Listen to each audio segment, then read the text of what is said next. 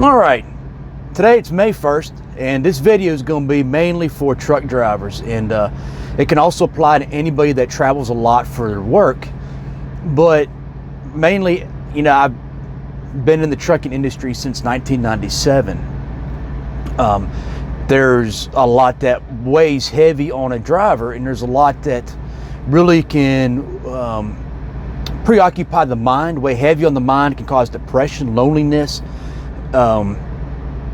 It's not a job for the faint of heart, but it can create somebody who is faint of heart. And this is not just about your diet and your physical health in terms of your exercise and what you eat, but it's in terms of your mind.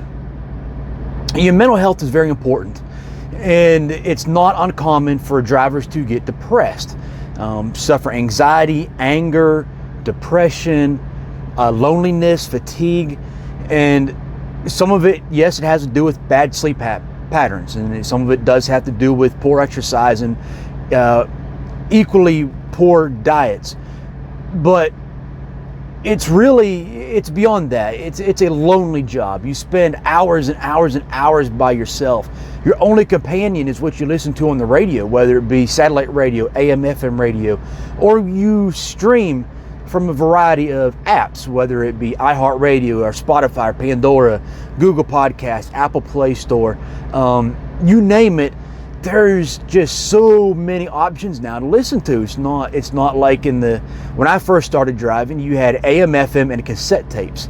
Most trucks didn't even have a CD. It's very rare to find a truck with a CD player in it. Some of you that might watch this, you remember driving trucks when there's 8 tracks and maybe nothing but an AM radio in your truck.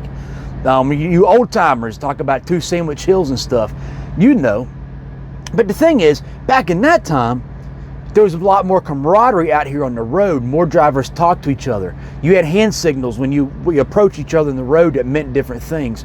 You would congregate at the truck stops and the shippers and receivers, and you'd talk and you'd share stories, and you would know each other's names of their kids and their spouses. You knew who you drove for. You knew who ran certain lanes. When CB radios came out, everybody seemed to have one. Almost overnight, became real popular. So you would still talk and converse. It's not so much now. Now you're very isolated. We have social media, which has isolated us greatly, and we still have all the pressures of the job. I'd say even more pressures because of the increased regulation that has made this job so much harder. So I want to ask you, how's your mental health? Really, what are your thoughts? When you're alone, when you're quiet, when you really have the time to listen to your own thoughts, what are they? Do they scare you? Are you afraid they'd scare other people if they heard it? Do you wake up and you still feel tired and fatigued? Is your mind always active? Like you just can't get it to shut down? You're always worrying about stuff. Look, there's no shame in being depressed. There's no shame in feeling overwhelmed. There's no shame in having anxiety. This job presses the driver from all sides.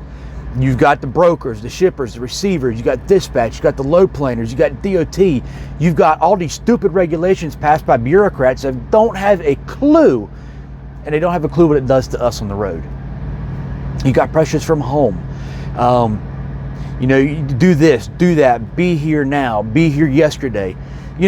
You guys know. If you've been out here more than a couple of weeks, you understand.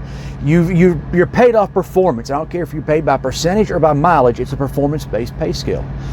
When things happen that hinder that performance or cause you not to perform as you normally would, you know that your pay is going to be decreasing. You're stressed and pressured to make up for it. You have kids, a spouse, maybe parents. You got bills. They all rely on your income. That pressure can lead to, a lot of issues going on in your mind that will make you angry, cause you not to care so much about your physical and medical well-being while you're on the road. So, and we all have it, we all experience it, and we all deal with it different ways. Some of us, we go home and we just check out. We don't deal with the outside world. Some of us go home and we deal with it by copious amounts of alcohol. Some of us go home and we throw ourselves into projects. We never rest. If we can stay busy, we can keep our mind off of the anxiety and the depression and the boredom. But these aren't healthy coping mechanisms, guys. They're very, very unhealthy. And we got to find a way to deal with it, because it's not going to get better. As a matter of fact, we're at a time now where freight rates are at decades lows. There's more trucks per load. The loads that are out there, they're just not paying, which just puts increased stress on you. It's getting harder to find a good hot meal you can sit down and eat. It's not getting easier. And even when all this virus stuff passes and we get back to a normal, it's still going to be a hard job. It's still going to be a burdensome job. So I'm just going to give you some things that I do myself that helps. Number one is my faith, guys. My faith is in Jesus Christ. My faith is in His Father Yahweh. With that faith, there's certain things I do during the week and on a daily basis that help my mental state, and mainly because it helps my spiritual state. One, I read a little bit of the Bible every day. I do a little bit of you can call it a Bible study. I don't care what you call it, but it's just a little bitty book, and it's got a little verse and a little expert from it. There's 365 days. Pray every day. I watch what goes in my ears. The biggest thing to do is we tend to listen to either nothing but music, and there's a message in music, and it filters in here, and it gets in here, and it comes out here. Some of us listen to nothing but news talk radio all day long. It doesn't matter if you're listening to the liberal or the conservative side, libertarian side, communist, socialist, Marxist side. It doesn't matter. Alt-right. I don't care who you listen to, but if it's nothing but news and current events, from the time you start your day to the time you end your day, it's going to poison your mind. It's going to put you in a bad mood. It's going to cause anxiety and stress for things that really you can't do nothing about. There's things you look at online. We got 10 million and one apps you can download on your phone, whether it be games, whether it be social media apps, whether it be networking apps, whatever they are. You're looking at stuff online, and what does it feed? Does it feed the anxiety, the fear, the anger, the division, the depression, the sadness, the loneliness? Or does it feed your spirit? Does it pump you up? Does it edify you? Does it motivate you? Do you listen to people like Zig Ziglar? Do you listen? There's so many people you can listen to. There's TED Talks. There's one of my favorite apps on my phone is the Google Podcast app. I don't even have to download the episodes. I can just stream episodes of virtually anybody that has a podcast out there, and I can listen to them. And whether it be maybe I want to listen to an episode or two of the Ted Cruz Verdict podcast. Maybe I want to listen to Dr. Tony Evans or Dr. Jensen Franklin, or maybe I want to listen to a pastor I used to go to their church in Texas, Jason Mays. And he doesn't have a podcast, but you can go to their website and you can look at stored sermons. You can listen to Damon Thompson. It doesn't matter. It's there, and you can choose what you use to feed your mind. Same with reading, guys. If you're always reading books about conspiracy theories and action and people dying, and you're going to start seeing boogeymen behind every corner. There's going to be a devil behind every bush. There's going to be a terrorist behind every door. Every time you see somebody in the truck stop washing their feet in the sink, you're going to be like, oh, that's the next bin Laden. He's going to blow the truck stop up. No, he's not, guys. Just stop it. That's what I'm saying. What are you reading? What are you watching? What are you putting in your mind? What's it feeding? What's it edifying? Change your habits. Depression leads to poor health and poor health choices, and to a point where you just don't care. And you can point out drivers, you can see them in the truck stop, and you can see them at the shippers and the receivers, the rest areas. They come in, they look like they're homeless, they're all slovenly, sometimes they're overweight, obviously poor health. You don't know how they got a medical card in the first place. But you look at those guys and you can hear the way they speak and the way they carry themselves. And you're like, that guy's carrying a burden, he's carrying a heavy load, or that lady. And you can see the drivers come in that are pretty well kept. They might not be a pillar of physical fitness. They might not walk in looking like Schwarzenegger in his prime, but they're relatively healthy. They're in relatively good shape. They take care of themselves. They carry themselves with a sense of purpose, a sense of self-respect.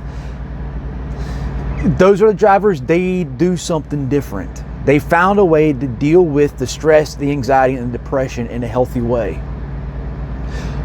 Talk to those guys. Learn what they are. Take advantage of your employee assistance programs where you work. Maybe you have a chaplain service where you work. Talk to the chaplain.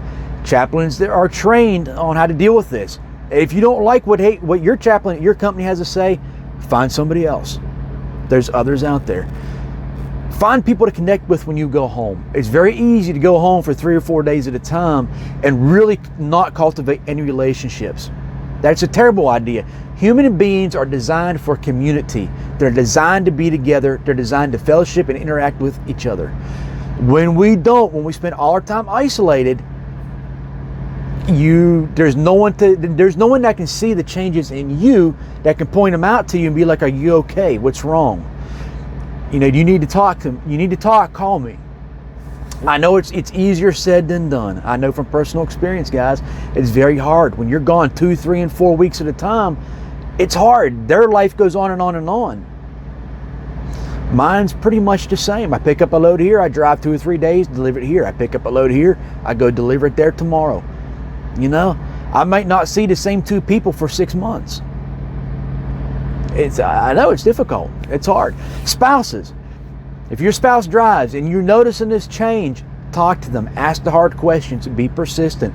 Pray. Pray for discernment. Pray for wisdom. Don't pray to change them. Pray that you will be changed to understand what they're doing and have the wisdom and the insight on how to help. Be proactive. Contact people that you know that know them. Ask them to contact them. It's important. And guys, I can't stress it enough.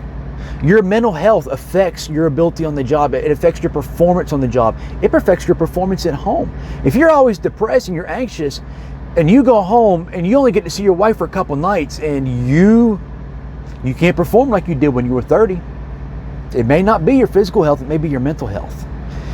Stress and anxiety and depression causes elevated blood pressures. It releases stress hormones that hardens the arteries. It has long-term effects. Sometimes be mad at a broker or a dispatcher or a shipper or a receiving clerk and you hold that grudge. That grudge will poison you. It will poison your mind. It will poison your spirit. And it gives permission for all kinds of things. I'm going to talk about that in another video, about what that bitterness and unforgiveness actually does to you. But if you have that towards somebody, deal with it. Deal with it quickly. Drivers, I don't like to keep these long. I want to keep them under 15 minutes apiece. But the short of it is, find a way to take care of yourself, feed your spirit, protect your mind. If you feel that you're in a funk or in a downward spiral, reach out for help, even if it's professional help. There's no shame in it. Don't let anybody shame you that you're weak.